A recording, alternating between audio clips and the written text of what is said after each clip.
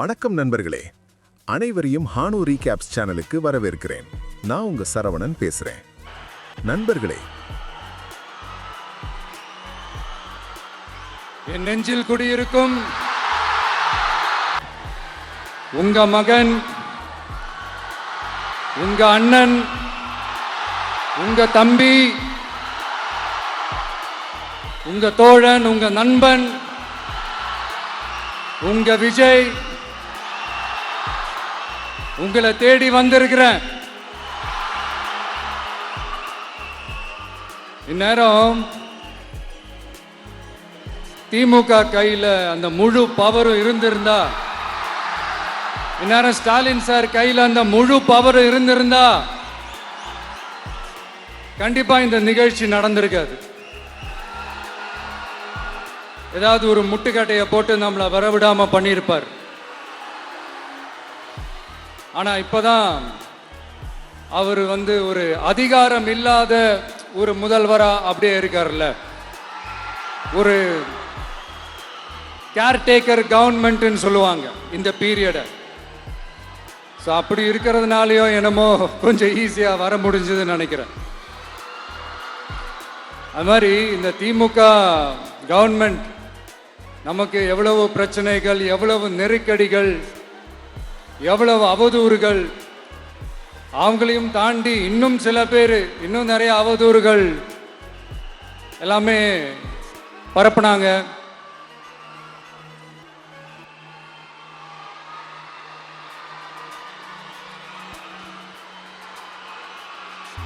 இந்த திமுக கூட்டணிக்கும் பாஜக கூட்டணியுமே இவங்க ரெண்டு பேருமே வெளியில வேணா தனித்தனியா இருப்பாங்க, ஆனா உள்ளுக்குள்ள இவங்க ரெண்டு பேருமே ஒண்ணுதான். இவங்க ரெண்டு பேருக்குமே ஒரே நோக்கம்தான். அது என்ன நோக்கம் தெரியுமா? உங்களுக்காக நல்லது செய்ய, உங்களுக்காக உழைக்க, உங்களோட கூடவே நிக்க இந்த விஜய் வந்துடக்கூடாது. அதுதான் அவங்களுடைய அந்த நோக்கமே. ஏன்னா இந்த விஜய் வந்ததிலிருந்து அவங்க நிறைய இந்த ஊழல்லாம் செஞ்சுக்கிட்டு இருந்தாங்கல்ல, ஒரு லிஸ்ட் போட்டு சொன்னல, அதெல்லாம் அவங்களால செய்ய முடியாம போச்சு. எல்லாத்துலயும் மண்ணு விழுந்துருச்சு. அதனால செம்ம கோபத்துல இருக்கிறாங்க என் மேல. அதே மாதிரி அடுத்து ஆட்சிக்கு வர முடியாத ஒரு சூழ்நிலைய மக்களே நீங்களே ஆல்ரெடி உருவாக்கிட்டீங்க. இந்த கூட்டணி கணக்கு, அந்த கணக்கு, இந்த கணக்கு எதுவுமே ஏற்படல.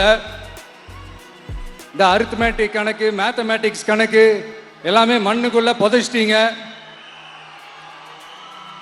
அப்புறம் இந்த கொள்ளையடிச்சு வச்சிருக்கிற இந்த பணத்தை எல்லாம் வச்சு கல்லாப்பட்டி கூட்டணின்னு ஒண்ணு சேர்த்து வச்சிருந்தாரு.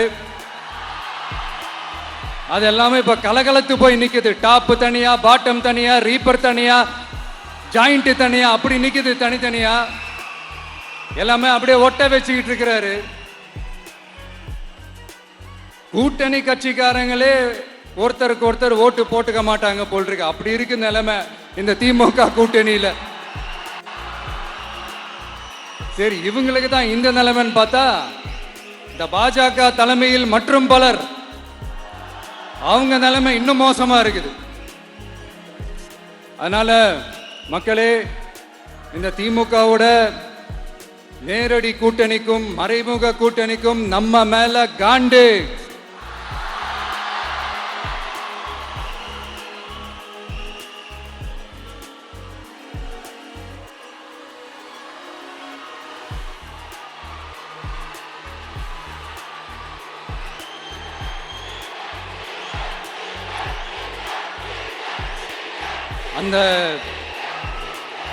அந்த காண்டுக்கு ஒரு காரணம் என்ன தெரியுமா? அவங்க வீட்லயே, அவங்க குடும்பத்திலேயே விசில் சத்தம் பலமா கேக்குதான்.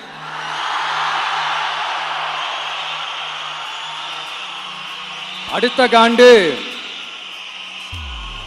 அது இந்த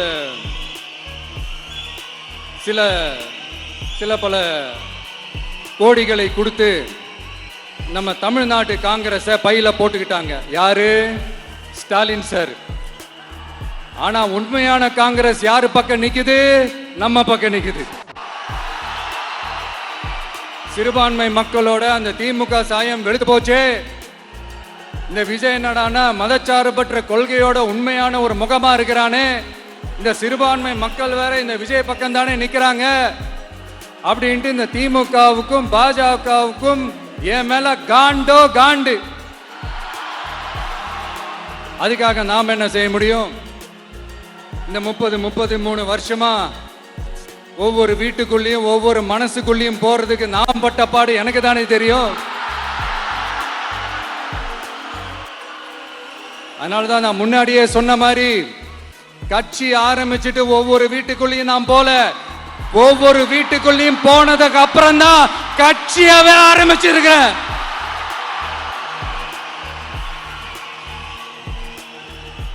இது இந்த அரசியல் கிரசியல் எல்லாத்தையும் தாண்டி இருக்கிற ஒரு உறவு.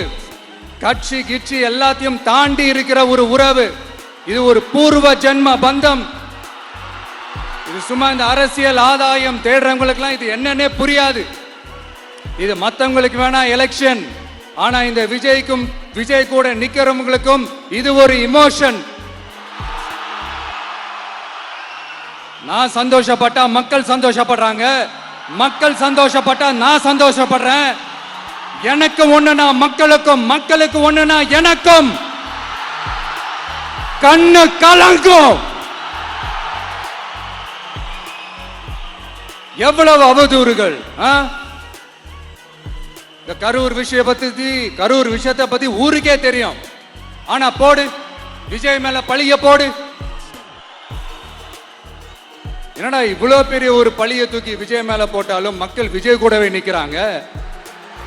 இது என்னடா அதிசயமா இருக்குது அப்படின்ட்டு அது ட்ரை பண்ணி பார்த்தாங்க. அது மக்கள் கிட்ட எடுபடல. சரி, அடுத்து வேற என்ன பண்ணலாம்?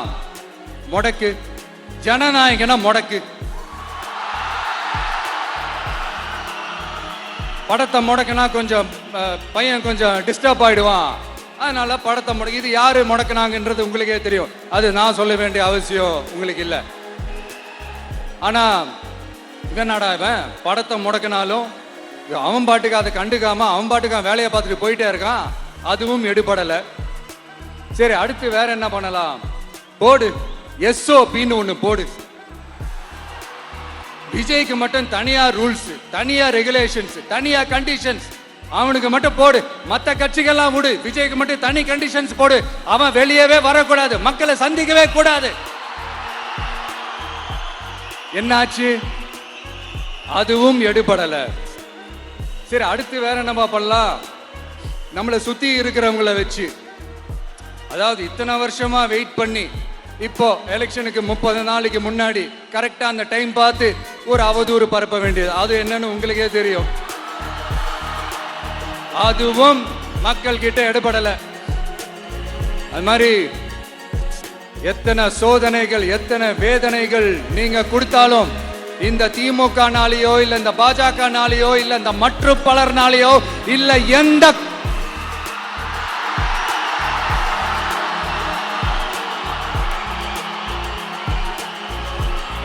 வேற யாராலையும் என்ன மக்கள் கிட்ட இருந்து பிரிக்க முடியாதுன்னு சொல்ல வந்த. அதைத்தான் சொல்ல வந்த. ஒவ்வொரு வீட்டில் இருக்கிற ஒவ்வொரு விஜயும் இருக்கிற வரைக்கும் என்ன மக்கள் கிட்ட இருந்து பிரிக்கவே முடியாது. இப்படி இந்த சொந்த பந்தம் இவ்வளவு ஸ்ட்ராங்கா இருக்கிறதுனாலதான் நான் முன்னாடியே சொன்ன 234 தொகுதியிலும் இந்த விஜய் தான் வேட்பாளர் அப்படின்னு தான் அதை நான் செஞ்சிருக்கிறேன். ஏன்னா நம்மளுடைய வேட்பாளர்கள் யாரும் டாட்டாவோ பிர்லாவோ அம்பானியோ அதானியோ கிடையாது. நம்ம வீட்டில் இருக்கிறவர், நம்ம குடும்பத்தில் இருக்கிற ஒருத்தரை தான் நான் வேட்பாளராக செலக்ட் பண்ணியிருக்கிறேன். அப்படி செலக்ட் பண்ணி தான் உங்ககிட்ட நான் ஒப்படைச்சிருக்கிறேன். அதனால அந்த வேட்பாளர் வேற, இந்த விஜய் வேற அப்படின்னு நினைச்சிடாதீங்க. இந்த விஜய் தான் வேட்பாளர், அந்த வேட்பாளர் தான் விஜய்.